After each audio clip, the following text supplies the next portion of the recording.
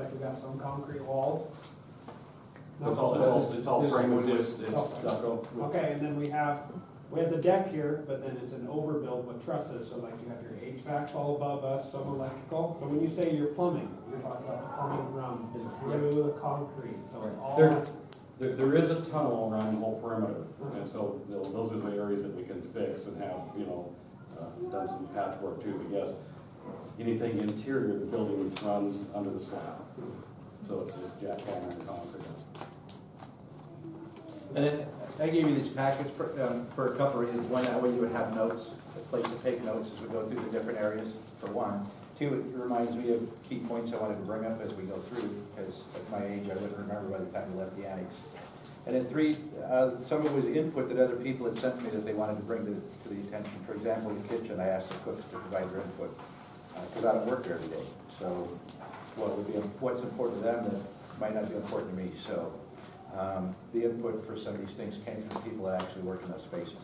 And so unless Nancy or Tim's got a different idea, I just thought we'd stroll through the building, start here, take a look at the different things that I've got listed, be open to questions the whole time as we go through, just throw them out there so we can get them answered. Or if we can't get it answered right then Tim or I'll do our homework and get back to the committee on what it is, but I bet between the two of us we can have an answer, or figure that you guys don't know what we're talking about anyway, so we'll just make something up. And then please quote us in the paper and Facebook. So Mike, are we gonna go outside at all? No, to look at anything? no, we'll just stay inside. There's nothing on the outside. The playground would have been the biggest issue for the outside. We need general maintenance on the outside. We got the wood eaves and stuff, so some of those are starting to have some areas where it's rotted from leaks in the roof in the past and stuff. They're not major projects to fix, they're just those 100 little maintenance items that here, and then you add another 100 from the middle school, and 100 from Canyon, and 100 from the high school, and maintenance isn't getting them all done. I don't know why, but We've seen 100 more people do that. and so we're getting a little bit, in my opinion, we're getting behind in our maintenance needs that will catch up to us sooner or later. We're ignoring the invisible ones because they're huge expenses. Replacing the plumbing, and Tim Scott, the estimates are from the 2013 estimate. So you figure 6 years of inflation on top of that, and what we figure probably 10 or 15% higher by now. Yeah. And so, and then there's all kinds of safety things that are listed in there as well. And we'll talk about some of those things as we go through the different areas. So if we all want to get up and head out this way, the annex area is this area right there before you go down the stairs. If you just want to take a quick duck in the bathrooms as you get a chance to go by, you'll see that the bathrooms are fairly old. How many students here? There's 446, I think, today. Because of the lack of space at the annex, we have one of our secretaries out here, which has actually worked out well because we've made that our detention room. Detention used to be in the office in the front, which was cramped to start with. And now you have kids that some of them liked being in detention there because they got to see everything that was going on in the front office. And there's kids that were supposed to be there because they were in trouble that would be jumping into the conversations with the adults in the office. So this works out much better. But the counselor's down here and the title secretary are down here.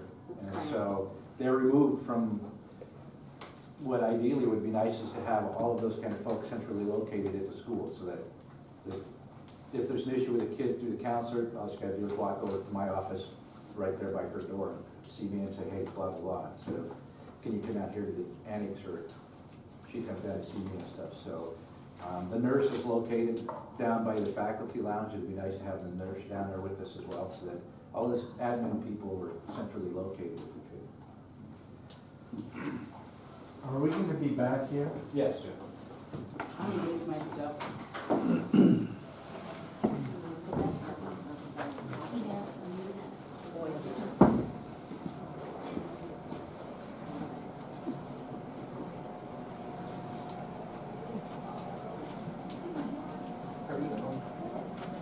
We have a full-time nurse here? And we have our Tuesdays is here. Yeah. We share it with the other schools, so we have their days.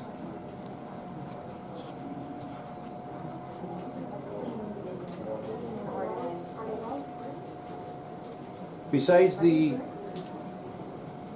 conference room here for the staff meetings and stuff, the classroom directly across is our after-school program. And so at first glance, you go, well, this is 2 rooms that you have that are open during the day, but that's not the case. Due to the lack of space throughout the building, this room and this room both get used by small groups. In many cases, there's multiple small groups in the rooms. This one has some partitions, so they can pull the partitions out and kind of separate their groups. And it's better than no barriers of any kind. But of course, you can hear everything that's going on. So if you have a kid that likes to be distracted, and usually our smaller groups are our kids that are struggling academically. So it's the less than ideal, but it's the best that we have, and so we just make do. Janae Upton has her class here, which is every day, all day, just like the regular teachers. They're just groups that come in for ancillary. And then if your husband's a facility guy, you get all the new stuff. This, I'll open this up so you can see. This was talked about. The counselor has an office here. Until just recently, the nurse's office was here as well, but we did move her down closer. And then Sarah does her secretary work from here. And Vicki has a title room. And again, you'll see that there's not a whole lot of room. Emily gets the finest stuff at our building. So that's Jana's office. I'm assuming it's locked.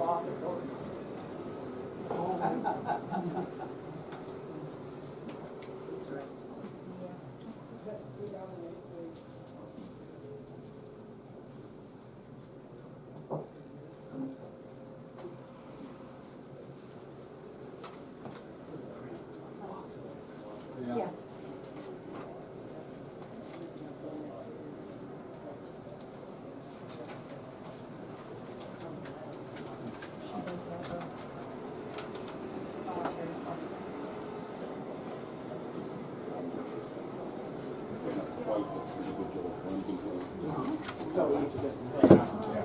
We can move, those of us that have been through the secretary spaces can turn out and take a look at the bathroom. No, each room has a VAV box. The limitation there is if the majority of the room wants the building heated, then one room wants Check out the cool. noise. And so the VAVs only reheat, they don't. The thing about this is a closed bathroom for staff at our end. But if you come in here, you've got kids looking under the stalls. That one would be locked. Yeah. The floor. And it's, I think that's where it's at. In the whole.